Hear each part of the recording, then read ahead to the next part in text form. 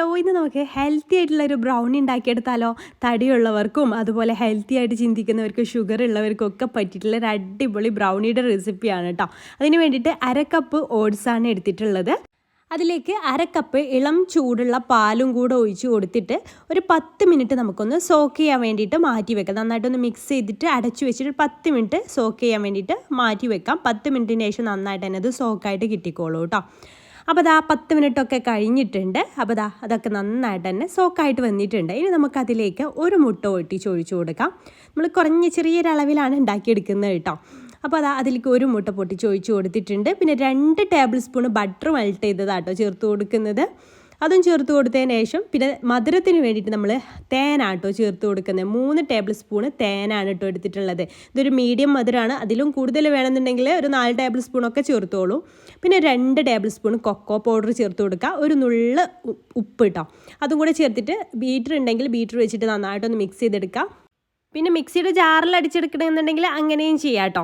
ഇതുപോലെ നന്നായിട്ടൊന്ന് ബീറ്റ് ചെയ്തെടുത്തതിന് ശേഷം അതിലേക്ക് 1/2 കപ്പ് ഗോതമ്പ് പൊടിയാട്ടോ ചേർത്ത് കൊടുക്കുന്നത്. അതുകൂടെ ചേർത്തിട്ട് മിക്സ് ചെയ്തെടുക്കുക. നല്ല തിക്കായിട്ടുള്ള ബ്രൗണിയുടെ ബാറ്റർ അറിയില്ല, ആ രീതിയിലാട്ടോ നമുക്ക് കിട്ടേണ്ടത്. ഈ രീതിയിൽ നല്ല തിക്കായിട്ടുള്ള ബാറ്ററായിട്ട് നമുക്ക് കിട്ടിയിട്ടുണ്ട്.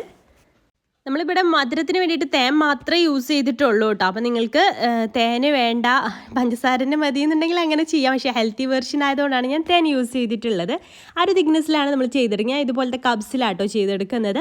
അപ്പോൾ പകുതി 1/2 കപ്പിൽ പകുതി ബാറ്റർ ഒഴിച്ച് കൊടുത്തിട്ട് അതിൻ്റെ മുകളിലായിട്ട് ഞാൻ ഒന്നുകൂടെ നല്ലൊരു ടേസ്റ്റി ആക്കാൻ വേണ്ടിയിട്ട് ചോക്ലേറ്റ് കട്ട് ചെയ്ത് ഇട്ട് കൊടുക്കുന്നുണ്ട് കേട്ടോ.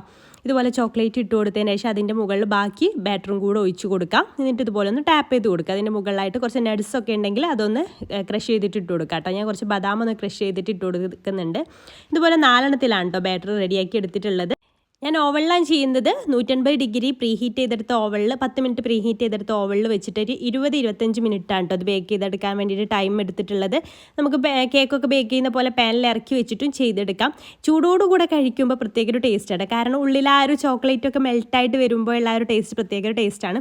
പിന്നെ എക്സ്ട്രാ സ്വീറ്റ്നെസ് വേണമെന്നുണ്ടെങ്കിൽ നിങ്ങൾക്ക് ഇതിൻ്റെ മുകളിൽ ചോക്ലേറ്റ് സോസോ അല്ലെങ്കിൽ തേനൊക്കെ സ്പ്രെഡ് ചെയ്തിട്ടൊക്കെ കഴിക്കാം കേട്ടോ.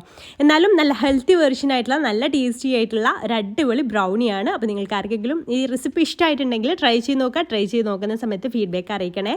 വീഡിയോ ഇഷ്ടമായിട്ടുണ്ടെങ്കിൽ മറ്റുള്ളവർക്ക് ഷെയർ ചെയ്ത് കൊടുക്കാനും ഫോളോ ചെയ്യാനും മറക്കല്ലേ. താങ്ക്